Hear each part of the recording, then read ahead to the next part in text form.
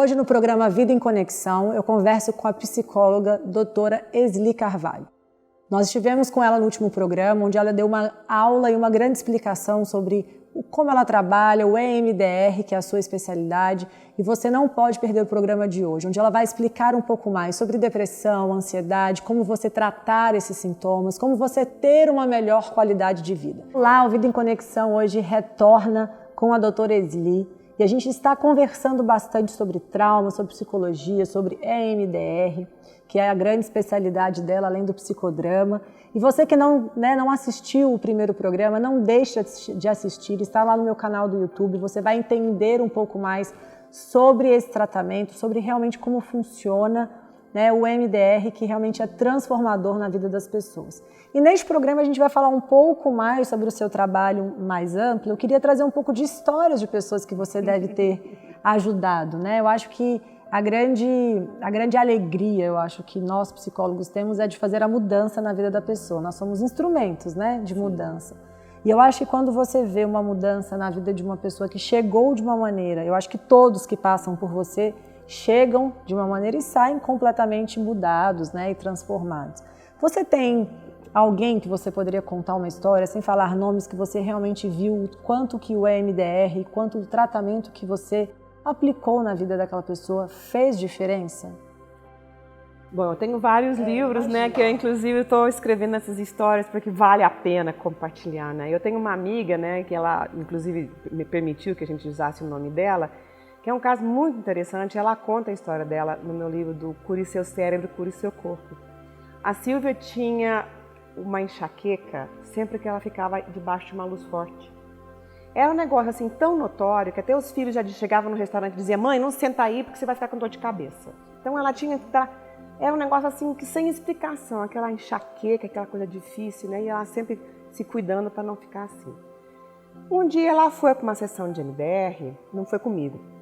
Ela foi numa sessão de MDR e foi trabalhar uma cirurgia que ela tinha tido recentemente, mas uma cirurgia assim meio chatinha. E o cérebro, como faz essas coisas, porque ele escorrega para trás e puxa os arquivos de antigamente, puxou uma outra lembrança que ela tinha tido uns 10 anos antes, de uma outra cirurgia em que ela quase morreu.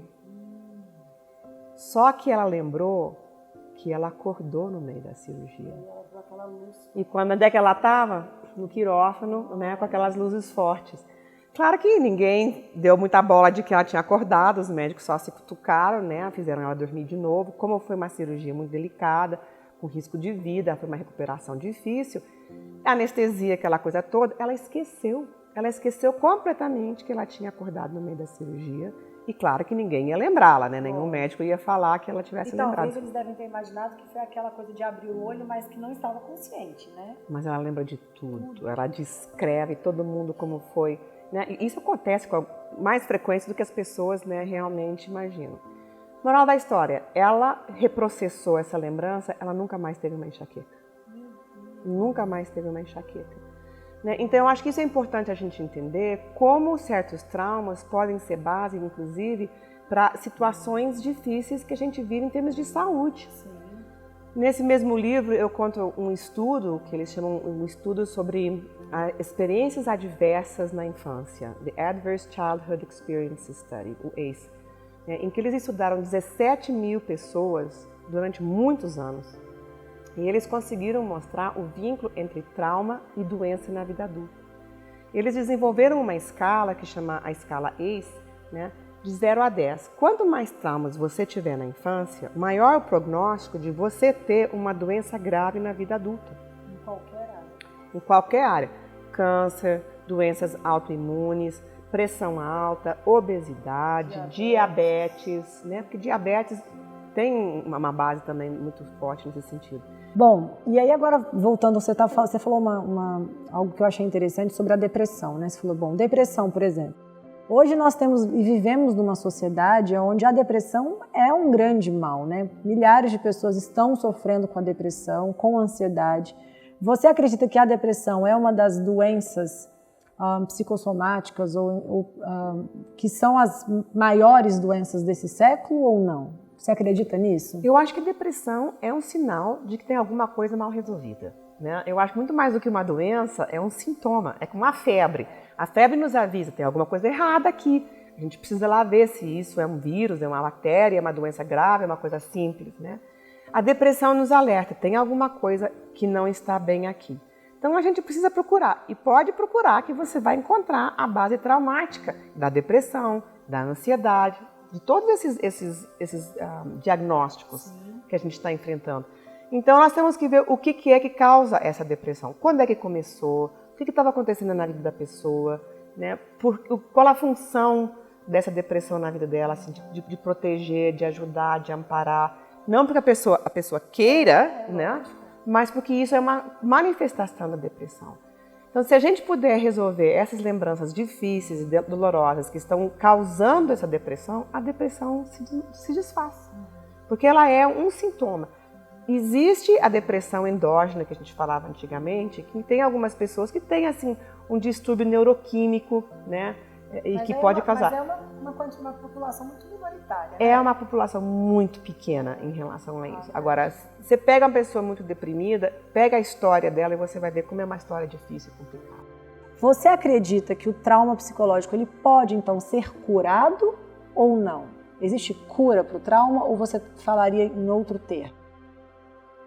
Bom, uma das coisas interessantes que a Francine Shapiro fala é que ela acredita que o trauma é a base de toda a psicopatologia. A não ser aquelas coisas assim genéticas, tipo uma síndrome de Down, coisas assim, né? Que, óbvio, é diferente. Mas ela acha assim, se pega todos esses diagnósticos com os quais a gente tem que lidar, pega as histórias das pessoas, todo mundo tem história difícil, ninguém tem uma vida perfeita, então todo mundo tem uma coisa complicada, né? Eu acho que uma das coisas impressionantes do MDR, eu sei que às vezes as pessoas dizem, mas curar, né? Eu falo em cura.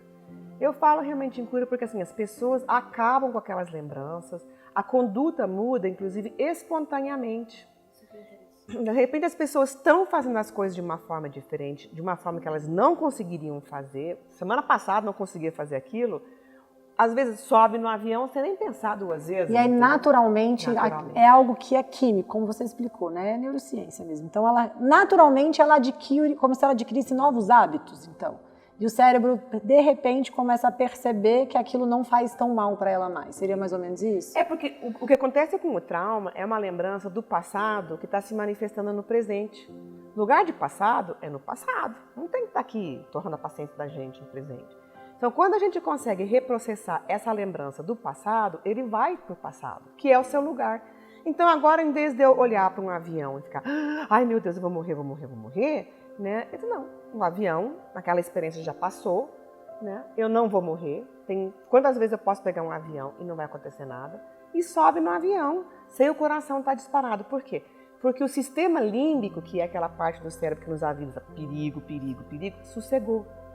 Então o MDR ajuda a assim, apaziguar essa parte do cérebro. Tira um pouco dessa ansiedade. Acaba com essa ansiedade, né? Porque é uma ansiedade, eu não vou dizer que é uma ansiedade falsa, né? Porque é uma ansiedade verdadeira em relação àquela lembrança. E antes de eu entrar um pouco nos seus livros, que eu também queria conversar um pouco sobre o que você escreve, sobre como você pode ajudar pessoas, né, através dos seus livros, a gente estava conversando sobre a idade. Na sociedade hoje, as pessoas elas estão se aposentando mais novas, não mais novas, mas a gente enxerga hoje 50, 55, 60 anos como novos ainda, como jovens, né? Que antigamente, 60 anos, a nossa, né, se você pensar em 60 anos há 10, 15, 20 anos atrás, eram aqueles velhinhos de roupão, né, de chinelinho. Hoje em dia não existe isso mais. E aí eu fico pensando sobre... Existe a possibilidade, e as pessoas que estão nos assistindo também, de viver mesmo nessa fase da vida. E essas pessoas, por não terem tanto conhecimento no passado, não conseguiram lidar com problemas, né? Foram pessoas mais sofridas, de famílias mais rígidas ou menos rígidas, mas que emocionalmente foram um pouco mais abaladas, vamos falar assim. E você acredita que essas pessoas, elas podem procurar uma ajuda, mesmo estando com 60, 65, que a pessoa pode falar, poxa, mas eu estou muito velho para me tratar, né? Eu já vivi tudo, agora eu vou aguentar. E aí a pessoa às vezes vai viver mais 10, 15, 20 anos, sendo que ela poderia viver esses 10, 15, 20 anos com muito mais qualidade de vida, né? Emocional, principalmente. O que você pode falar pra gente um pouco? Eu acho que nunca é tarde para ser feliz, né? Para que a gente vai viver mal se a gente pode viver melhor? Né? Não quer dizer que a gente consegue resolver tudo, né? Mas eu acho que vale a pena tentar passar limpo um pouco a história da gente e viver melhor, inclusive porque se a gente consegue resolver muito desses nós, muito desses traumas, a gente consegue inclusive evitar certas doenças, né, certos agravantes, né, e ter realmente qualidade de vida. A gente ter uma boa razão para melhorar é o suficiente para motivar as pessoas. É óbvio que nós não podemos obrigar ninguém a sarar. Claro. A gente não pode obrigar ninguém para terapia, a fazer as coisas, não sei o que mais. Tem gente que quer uma qualidade de vida maior e tem gente que não quer pagar. E é engraçado, Esli, desculpa te cortar de novo, mas é que eu acabei de lembrar de algo que eu não posso terminar o programa sem falar, que a gente vive hoje numa geração da saúde. Então a gente vive hoje numa geração que as pessoas se cuidam mais, elas estão muito mais preocupadas com a alimentação, as pessoas estão muito mais preocupadas com a questão de exercícios, as pessoas estão muito mais preocupadas com a saúde, que há 10, 15 anos atrás elas não tinham essa preocupação. Mas elas esquecem que nós somos corpo, alma e espírito. Às vezes a pessoa só cuida do corpo, né, pensando na saúde do corpo, mas elas não têm uma saúde emocional. E a gente também precisa curar e tratar as nossas emoções, porque senão eu vou ser uma pessoa de um físico bom, mas por dentro eu estou toda quebrada, né? E eu acho que existe um equilíbrio aí, né? Voltando atrás, né, nos primórdios de quando a psicologia surgiu, né, especialmente no meio cristão, muitos anos atrás eu dei um curso de formação aqui em Brasília, antes de eu sair do Brasil de novo, na minha igreja, sobre aconselhamento cristão, né, sobre aconselhamento pastoral. E meu pastor até hoje diz assim, foi neste curso que eu descobri que eu tinha alma. Eu achava que era espírito, eu achava que eu era corpo, mas eu não me dava conta que eu tinha uma alma, que eu tinha um coração, que eu tinha emoções, que eu tinha sentimentos. E foi aí que eu aprendi. E essa alma, né, que também se expressa neuroquimicamente, né, ela influencia a nossa conduta. Claro. Nos faz sofrer, nos faz ser feliz. E é uma parte que Deus também criou. Então nós precisamos pensar nessa possibilidade de curar a alma para a gente também dar um testemunho melhor. Eu digo muitas vezes, eu gosto de dizer isso em espanhol porque ele rima melhor, que sem sanidade não tem santidade. Sem a gente se tratar, se resolver emocionalmente, é muito difícil a gente desenvolver a vida cristã a qual Deus nos chama a viver. Então a gente conhece o Evangelho, a gente tem uma experiência com Deus, a gente vive, mas a gente não tem aquela qualidade de vida, não vive na santidade, no bom sentido dessa palavra. Eu entendo. Às vezes você não vive, às vezes você nem vive o que, vamos dizer assim, o que prega, vamos dizer assim. A gente tem a consciência, mas eu não consigo ter a atitude, né? Exatamente. Eu consigo entender. O apóstolo Paulo dizia, o que eu não quero fazer eu faço, e o que eu não quero acabo fazendo, né? Eu não quero fazer. Então, o que a gente se tratar emocionalmente nos dá? Nos dá a liberdade de escolher uma vida melhor, tomar decisões mais acertadas, né? Eu acho que quando a gente pega a história do jardim, né, Deus colocou Adão e Eva lá dentro com uma arvinha e disse assim, olha, se vocês comerem, tem essas consequências. Se vocês não comerem, tem aquelas. Agora decide o que vocês vão fazer. A escolha não foi muito boa, né? A gente está pagando o preço até hoje. Mas eu acho que assim, a saúde sempre implica na possibilidade da gente ter escolha. Eu posso escolher fazer A ou B. A doença não. Os nossos diagnósticos difíceis e complicados nos obrigam a repetir conduta inadequada, indesejada. E às vezes é inconsciente mesmo, né? Porque talvez se fosse consciente, a reação é completamente inconsciente. Quando alguém está conversando com você, se você não gosta do que aquela pessoa está falando, você tem uma discussão com seu marido ou com uma pessoa que você ama, você não está respondendo porque você é uma respondona, mas é inconsciente. Eu falo que quantas vezes a gente já se arrependeu dos 5 segundos que a gente comete, né, grandes besteiras, porque é inconsciente mesmo, né? Aquilo sai. Mas sai porque aquilo ainda está mal resolvido tá dentro de você, dentro né? de nós. Se a gente arruma isso, o que vai sair, a boca fala do que está cheio o coração, né? O que vai sair em termos de manifestação de conduta também vai ser melhor. Com certeza. Nossa, muito bom. Bom, e para a gente já começar a encerrar esse segundo programa, infelizmente, senão a gente ia ficar aqui, gente, umas 4 horas, eu queria perguntar um pouco sobre a sociedade, falando um pouco sobre a sociedade hoje. Hoje as pessoas elas estão se isolando mais de relações, eu digo de relação humana, né, de contato físico. Hoje a gente vive numa era muito eletrônica, né? Uma era muito digital, onde tudo é online. Se você não está presente no mundo digital, parece que a gente não existe, né? E, ao mesmo tempo, isso eu tenho percebido que as pessoas elas têm se sentido um pouco isoladas, um pouco mais sozinhas. Então, eu entrevistei uma vez até a mãe do Kaká, jogadora, ela falou algo para mim que nunca mais eu esqueci. Ela falou, olha ali, a era digital, ela te aproxima das pessoas que estão morando longe de você, mas ela distancia dos que estão perto. Então, às vezes, você tem pessoas que estão muito próximas de você, mas que você já tem o hábito de mandar só um WhatsApp, de mandar um parabéns para o WhatsApp, tudo é muito digital, e ela está aqui do seu lado. Mas claro que uma pessoa que está em outro país, essa comunicação ela é muito boa, porque ela não existiria, você não teria nem como falar com aquela pessoa, ouvir a voz daquela pessoa sem a tecnologia. E aí, o que você acha que, como uma psicóloga experiente, que o ser humano pode fazer para tentar ter um equilíbrio maior nessa questão? Eu acho que uma das coisas que de fato acontece é que como as pessoas estão vivendo mais tempo, elas acabam ficando sozinhas porque as outras pessoas, inclusive, vão falecendo, né? Vão perdendo os esposos, as esposas, mãe, pai, irmãos, né? Nem sempre os filhos têm os mesmos valores de amparo, de cuidado, né? Não tem paciência. Nos Estados Unidos tem muitas comunidades de seniors, né, que vão envelhecendo juntos, que não são mansionatos, mas que não é um asilo, né? Porque aqui a gente fala de levar, é asilo, ela quer levar a mãe dela para um asilo. Lá é uma delícia, na verdade. Não, tem uns lugares muito bons, de comunidade, onde as pessoas vão tendo diferentes tipos de cuidados, níveis de cuidado, na medida em que o corpo realmente também começa a pifar, né? E relacionamentos que elas têm ali também, então, né? Tem coral, tem igreja, tem estudos bíblicos, fazem passeios juntos, vão pro shopping juntas, né? Então, pessoas da mesma idade que vão tendo interesses em comum, né? E tem essa possibilidade, não estão presas lá dentro, né? Elas podem sair para a vida normal. Então, eu acho que isso é uma coisa. Outra, assim, é aprender a zelar pela qualidade da relação, né? Realmente, o Moreno falava das redes sociais, né? Que não eram o Facebook. Não, eu estava lendo esses dias, eu lembrei e falei, gente, redes sociais há 30, 20 anos atrás existia, era outra mas coisa, era outra né? coisa. Então, assim, o Facebook, de certa forma, hoje nos ajudou a mapear a rede social que o Moreno falava que nós tínhamos. E isso realmente é uma coisa assim, bacana, por um lado, como você falou, porque a gente tem essa aproximação com as pessoas, a gente pode...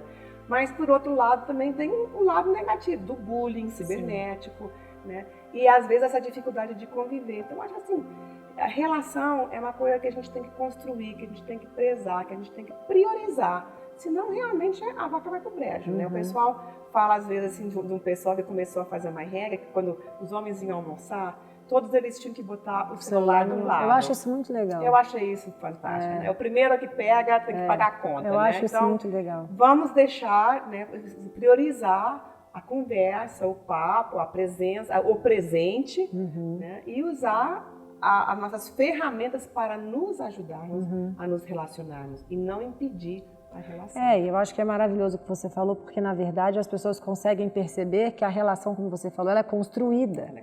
Não adianta também só depender do outro me ligar, né? É uma mão de duas vias. Então, você vai e a pessoa também precisa vir. E a gente precisa relembrar isso, né? E eu estava vendo E uma coisa importante, desculpa te interromper, é tomar a iniciativa. Né? Eu já vivi em muitos países, tenho muitos relacionamentos, já viajei pelo mundo dando cursos, assim. Eu me esforço em tomar a iniciativa de manter as minhas relações. Eu acho que é um esforço que geralmente as pessoas hoje elas não têm paciência para ter. Será que eu acho um pouco isso também? Eu acho que assim, é a questão da prioridade. E eu não me incomodo mais. A fulana nunca me procurou, a fulana nunca me ligou, a fulana... Sabe? Não importa. Eu quero a relação, eu vou atrás. Mesmo que eu não convivo fisicamente com elas, eu pego o telefone, né, pego um WhatsApp, ligo, converso 1 hora, 2, pego no Skype e a gente bota as fofocas em dia e aquilo satisfaz uma coisa importante lá dentro. Isso é muito verdade. Bom, a gente chegou ao fim, rapidinho eu queria mostrar para vocês, você tem 3 livros já lançados, que você falou bastante sobre eles, né? Que é Curando a Galera que Mora Lá Dentro, Você pode falar um pouquinho sobre cada um, só para as pessoas conhecerem Esse é um livro muito divertido, porque todo mundo tem uma galera que mora lá dentro.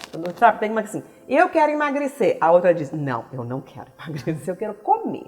Sabe? Então todo mundo tem as nossas vozes internas que às vezes ajudam e às vezes atrapalham. E que nós precisamos curar essas crianças feridas que moram dentro de nós e que nos impedem, né? Esse foi o primeiro livro que eu escrevi sobre MDR, explica sobre isso. É uma conjunção de psicodrama com MDR e mostra como é que a gente faz. Uma leitura, todos os meus livros são uma leitura fácil. Não precisa ser psicólogo, não precisa ser psicólogo, da área da saúde. Esse conta a história da Silvia, que eu falei, né, da enxaqueca, né, de como é que a gente, curando os nossos traumas, as nossas dificuldades, nossas lembranças difíceis, nós podemos curar também as situações físicas muitas vezes, né? Eu não digo sempre curar, mas resolver, ter uma qualidade de vida melhor, que a gente tem conversado. E como os traumas pesam nas nossas doenças. Se a gente puder resolver os nossos traumas, nós vamos ter maior saúde, mais saúde, sem dúvida. E esse é um que eu lancei agora há pouco tempo. Gostei do tema. São histórias, são casos, são sessões que nós gravamos e a gente transcreveu de forma que você tenha a chance de ver como é que eu levo uma sessão de MDR. Algumas estão no YouTube, que você pode ver, mas outras das pessoas não quiseram mostrar o rosto, não sei o que mais, e a gente teve autorização para contar a história. Então são sessões aqui, por exemplo, como lidar com dilema. Fico no casamento, saio do casamento. Ou então, traumas de infância com matemática, não sei por que tanto trauma de matemática que o pessoal assim, impede, né? E uma história, assim, a última, é uma história muito linda sobre a resiliência. Como uma pessoa pode sair de uma família, assim, onde a mãe é esquizofrênica, a irmã é psicótica, não sei o que mais, e ter uma vida resgatada, viver bem no casamento, viver bem com seus filhos, o preço que ela pagou por isso, né? Então tem as histórias aqui, a gente podem comprar na Amazon, porque tanto impresso quanto em Kindle, né? Porque hoje em dia a gente também lê muito, ou então na Trauma Clinic Edições, né? Na internet a gente também envia pelo correio. Ótimo. Bom, eu queria que você deixasse uma mensagem, doutora, para essas pessoas que estão nos assistindo, né? Nós fizemos 2 programas com a sua entrevista e eu tenho certeza que você motivou muitas pessoas a repensar um pouco sobre a vida delas, talvez elas sentirem uma vontade de mexer um pouquinho aí no sofá e levantar para resolver alguns problemas que estão incomodando, mas é como você falou, às vezes a gente não tem coragem, a gente tem muito medo do que pode acontecer, ou a gente é inseguro do que a pessoa vai pensar, né? Às vezes a gente pensa muito mais no outro do que em nós. E eu acho que essa nossa conversa ela foi importante para mostrar para a pessoa que ela tem o direito de ter uma qualidade de vida melhor, né? Ela tem o direito de ser feliz. Eu falo que as pessoas, Deus nos fez para que a gente possa ter uma vida não de sobrevivência, mas de viver em plenitude, né? A gente não está aqui para viver uma vida rasa, né? E o que você pode deixar de mensagem? Eu sei que já foi muito completo o que você falou, mas eu acho que uma orientação sua só para a gente fechar o programa. Eu acho que vale a pena ser feliz, eu acho que vale a pena correr atrás, mesmo que a gente esteja mais velho, vale a pena. A gente não faz mais psicoterapia como antigamente. Hoje nós temos ferramentas que podem ajudar as pessoas a resolverem as suas dificuldades muito mais rapidamente. Então procure ajuda, hoje no Google a gente acha tudo, procure uma pessoa perto de você, ou nos procure aqui em Brasília, a gente também faz intensivos, mas assim, vale a pena ser feliz, vale a pena viver a vida abundante a qual o Senhor nos chamou. Amém. Bom, muito obrigada pela sua presença mais uma vez, realmente eu estou muito feliz com o que você pôde trazer para nós, para mim foi uma grande aula, acho que para todo mundo que está em casa realmente conseguiu entender um pouco mais sobre o que é o MDR e o poder que ele tem, né, como eu falei mais cedo, de ser transformador na vida das pessoas. Então nós agradecemos muito a sua presença, agradecemos você que esteve aqui conosco nos assistindo hoje. Para quem gostaria de também ver esse programa outras vezes, não deixe de acessar o nosso canal no YouTube e a gente se vê na próxima semana.